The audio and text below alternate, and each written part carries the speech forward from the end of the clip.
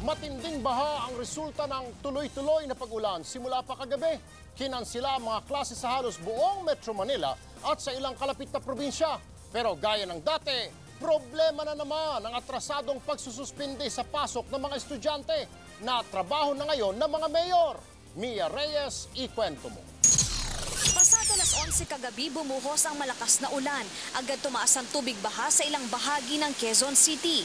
Sa Cubao Aurora Underpass, umabot hanggang binti ang tubig.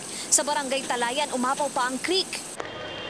Pero dahil walang patid ang ulan, sa Viluna Street sa Barangay Pinyahan, umabot hanggang baywang ang baha.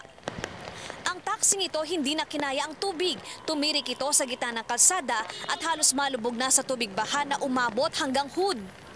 Ang ibang sasakyan hindi na naglakas loob na pumasok sa kalsada. Gamit naman ang dalawang submersible pump ng MMDA, hinigop ang tubig sa kalsada papunta sa creek sa Nia Road. Sabi ng MMDA, bukod sa napondong basura, mayroon daw mga bato na sinlaki ng hollow blocks na bumara sa drainage. Meron ding nakitang pundasyon ng gusali na nakaharang sa dinadaluyan ng tubig. I-re-repero natin sa legal natin yan, legal ng MMDA, kung ano ang mga sanctions para maunawaan nila na hindi ho tama yung ginawa nila. Sa kalapit naman na paaralan sa Viluna Flora Ilanan High School, nagkalituhan sa suspensyon ng klase.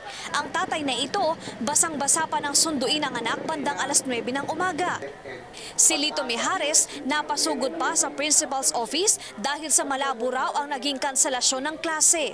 Sabi ko sa kanya, makipag-ugnayan ka sa principal's office, sabihin mo kamo may announcement na sa sa radio station na wala nang pasok ang Flora Ilagan.